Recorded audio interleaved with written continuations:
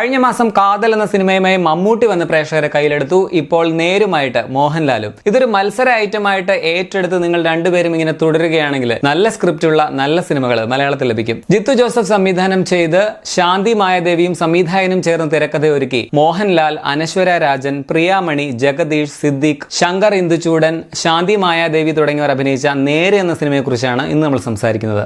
ഈ കേസിന്റെ വിജയ പരാജയങ്ങളെ കുറിച്ച് പറയാൻ ഞാനാണല്ല.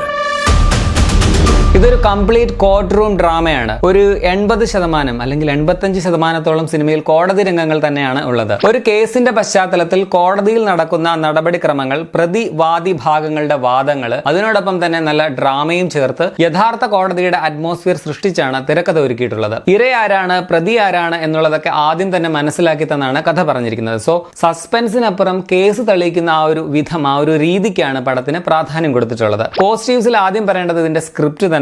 നല്ല ഹോംവർക്ക് ചെയ്തൊരുക്കിയ തിരക്കഥയാണ് ഈ സിനിമയ്ക്കുള്ളത്. പ്രേക്ഷകരെ ഇമോഷണലി കണക്ട് ആക്കാൻ സാധിക്കും വിധം സംവിധായകൻ അത് സ്ക്രീനിൽ അവതരിപ്പിച്ചു വെച്ചിട്ടുമുണ്ട്. സമകാലിക പ്രസക്തമായ ഒരു വിഷയം മമ്മൂട്ടി എന്ന വലിയ നടന്റെ സ്റ്റാർഡം ഉപയോഗിച്ച് കാതൽ എന്ന സിനിമയിൽ അവതരിപ്പിച്ച് വിജയിച്ചതുപോലെ ലാലേട്ടന്റെ താരപ്പൊലിമയിൽ വന്ന നേരിന്റെ കാതലായ വിഷയവും ചർച്ച ചെയ്യപ്പെടേണ്ടത് തന്നെയാണ്. പ്രകടനങ്ങൾ പറയുകയാണെങ്കിൽ ഒരു പക്കാ സൂപ്പർ സ്റ്റാർ പടം എന്ന രീതിയിലല്ല മോഹൻലാലിനെ ഈ പടത്തിൽ കാണാൻ കഴിയുക. ഒരു ഹീറോ ആയിട്ടല്ല, കൺട്രോൾഡ് ആയിട്ട് കഥയ്ക്ക് ആവശ്യമുള്ള വിധത്തിൽ ജസ്റ്റ് ഒരു കഥാപാത്രമായിട്ട് മാത്രമാണ് അദ്ദേഹം വന്നിട്ടുള്ളത്. പഴയ ചില കാര്യങ്ങൾ മൂലം ഒരു ട്രയൽ നടത്താൻ ആത്മവിശ്വാസമില്ലാത്ത ഒരു വക്കീലാണ് ഇതിലെ കഥാപാത്രം. ചെറിയ നോട്ടം, ഭാവം, ചില സൈലൻസിലൂടെയും ഒക്കെ അദ്ദേഹം ആ ക്യാരക്ടർ കിടിലനായിട്ട് തന്നെ ചെയ്തു വെച്ചിട്ടുണ്ട്. നമുക്ക് മിസ് ചെയ്ത ആ മഹാനടന്റെ ഒരു ചിഹ്ന ഭാഗമാണ് ഈ സിനിമയിലുള്ളതെന്ന് പറയാം. മോഹൻലാലിന്റെ വക്കീൽ വേഷങ്ങളിലെ മികച്ച ഒന്ന് തന്നെയാണ് നേരിലെ അഡ്വക്കേറ്റ് വിജയമോഹൻ. ഫസ്റ്റ് ഹാഫിൽ തന്നെ ഇപ്പോഴത്തെ പെൺകുട്ടികൾ അങ്ങനെയല്ല എന്ന് പറയുന്ന ആ ഒരു സീനിൽ തിയേറ്റർ ഫുള്ള് കയ്യടിയായിരുന്നു. അനശ്വര രാജൻ എന്ന അതുല്യ നടിയുടെ കിടിലൻ പെർഫോമൻസ് ആണ് നേരിന്റെ കരുത്തെന്ന്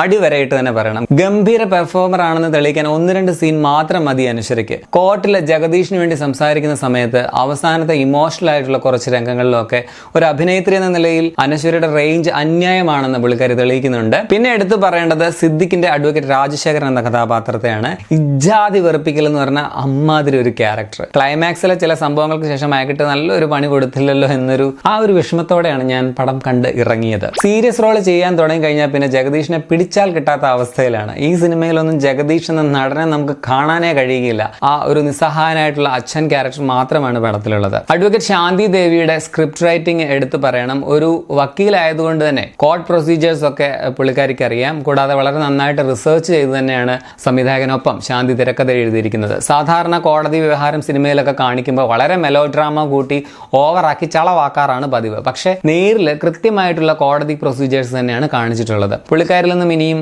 നല്ല സ്ക്രിപ്റ്റുകൾ ഇത്തരത്തിലുള്ളത് പ്രതീക്ഷിക്കുന്നു. അതോടൊപ്പം പറയേണ്ട വേറെ കാര്യമുണ്ട്. ഇതിലെ തിരക്കഥ നന്നാണെങ്കിലും അഹാന എന്നൊരു വേഷത്തിൽ ഇതിൽ ശാന്തി വന്നിട്ടുണ്ട്. ശാന്തിയുടെ അഭിനയം എനിക്ക് അത്ര പോരാ എന്നാണ് തോന്നിയത്. എങ്കിലും എങ്ങനെയോ ഒപ്പിച്ചെടുത്തിട്ടുണ്ട്. പ്രിയാമണിക്ക് റിയ സേറയുടെ ശബ്ദം അത്ര സ്യൂട്ടബിൾ അല്ല എന്ന് തോന്നി. എങ്കിലും പെർഫോമൻസ് കൊണ്ട് പുള്ളിക്കാരി അതിനെ കവർ ചെയ്യുന്നുണ്ട്. മൈക്കലായിട്ട് വന്ന ശങ്കർ ഇന്ദുചൂടന്റെ പ്രകടനം കിടിലനായിരുന്നു. ശ്രീധന്യ, ജഡ്ജിയായിട്ട് വന്ന മാത്യു വർഗീസ്, ഗണേഷ് കുമാർ, അങ്ങനെ ഒരു വമ്പൻ താരനിര തന്നെ പടത്തിലുണ്ട്. അതേസമയം അപ്രധാന വേഷങ്ങളെത്തുന്ന ചില താരങ്ങളുടെ വളരെ അമച്വേർഡ് ആയിട്ടുള്ള പെർഫോമൻസും സിനിമയിൽ കാണാവുന്നതാണ്. ജിത്തു ജോസഫിന്റെ സ്ഥിരം ശൈലിയിലുള്ള ചില രംഗങ്ങൾ ഈ സിനിമയിലും ഉണ്ട്. അവര് ചോദിക്കുമ്പോൾ ഇങ്ങനെ പറയണമെന്നൊക്കെ ഇങ്ങനെ പഠിപ്പിച്ചു വിടുന്ന രംഗമുണ്ടല്ലോ നമ്മുടെ ദൃശ്യത്തിലുള്ളത്, അതുപോലെയുള്ള ആ ഒരു രീതി ഈ പടത്തിൽ ഉപയോഗിച്ചിട്ടുണ്ട്. അത് വർക്കൗട്ട് ആയിട്ടുമുണ്ട്. അതേസമയം ആദ്യ ഭാഗങ്ങളിൽ ഇപ്പം സിദ്ദിഖിന്റെയും പ്രിയാമണിയുടെ ഒക്കെ എൻട്രി, അല്ലെങ്കിൽ വില്ലന്റെ അപ്പന്റെ ഒക്കെ എൻട്രി, ഇതൊക്കെ ഭയങ്കര ക്രിഞ്ച് ആയിട്ടുള്ള സീനുകളായിട്ട് എനിക്ക് തോന്നി. Anyway thanks.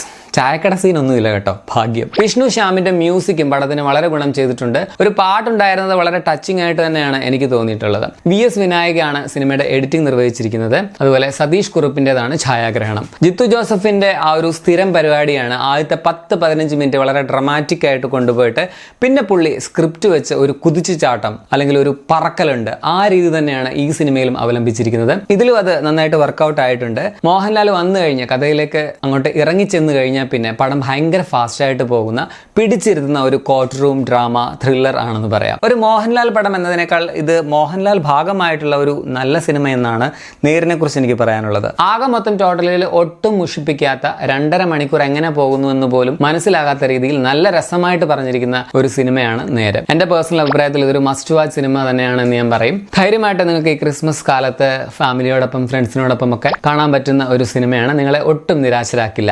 ഇനി പടത്തിന്റെ പടത്തിന്റെ ഒരു കുഞ്ഞു നെഗറ്റീവ് എനിക്ക് പറയാനുണ്ട്. അത് പറഞ്ഞാൽ സ്പോയിലർ ആകും, അതുകൊണ്ടാണ് ഞാൻ ലാസ്റ്റ് പറയുന്നത്. അതുകൊണ്ട് തന്നെ നിങ്ങൾക്ക് ഇനിയുള്ള ഭാഗങ്ങൾ വേണമെങ്കിൽ നിങ്ങൾക്ക് കാണാതിരിക്കാം. അത് വേറൊന്നുമല്ല, ഈ മെയിൻ സംഭവം തെളിയിക്കുന്ന ഒരു കാര്യം പടത്തിലുണ്ട്. അതായത് ഇരയെ കൊണ്ട് ഒരു സംഭവം ചെയ്യിക്കുന്നതാണ് ആ ഒരു പ്രൊസീജിയറാണ്. അത് സത്യത്തിൽ ആദ്യം തന്നെ ആകാമായിരുന്നില്ല എന്ന് എനിക്ക് തോന്നി. ഒരുമാതിരി വളഞ്ഞു മൂക്കിൽ പിടിക്കുന്ന ഒരു ഫീൽ അവിടെ ഉണ്ടായിരുന്നു. അപ്പോൾ ഫോട്ടോയൊക്കെ മിസ്സിങ് ആയി എന്ന് പറഞ്ഞപ്പോഴേ എനിക്ക് മണമടിച്ചായിരുന്നു. എന്നാൽ പിന്നെ കക്ഷിയെ കൊണ്ട് തന്നെ അങ്ങനെ ഒന്ന് റീക്രിയേറ്റ് ചെയ്താൽ പോരായിരുന്നു എന്നുള്ളത്. അത് അതേ രീതിയിൽ തന്നെ കൊണ്ടുവന്നിട്ട് പടം അവസാനിപ്പിക്കുകയും ചെയ്തിട്ടുണ്ട്. പിന്നെ പ്രതി ക്രിമിനൽ ബാക്ക്ഗ്രൗണ്ട് ഉള്ള ആളാണ്, തെളിവൊക്കെ നശിപ്പിക്കുന്ന ഒരു ടൈപ്പാണ്, ഫ്രോഡാണ് എന്നൊക്കെ ഉള്ളതെല്ലാം തെളിയിച്ചു കഴിഞ്ഞ് അവസാനത്തേക്ക് ഇത് മാറ്റിവെച്ചതുപോലെയാണ് എനിക്ക് തോന്നിയത്. പിന്നെ പടത്തിലെ ഒരു ഡയലോഗ് എനിക്ക് ഭയങ്കരമായിട്ട് ഇഷ്ടപ്പെട്ടു കേട്ടോ. അതായത് നമ്മുടെ നാട്ടിലെ സിസ്റ്റം അനുസരിച്ച് പ്രതിക്ക് തന്റെ നിരപരാധിത്വം തെളിയിക്കേണ്ട കാര്യം പോലുമില്ല, പക്ഷേ അയാൾ കുറ്റം ചെയ്തു എന്നുള്ളത് തെളിയിക്കേണ്ടത് വാദിഭാഗത്തിന്റെ കടമയുമാണ്.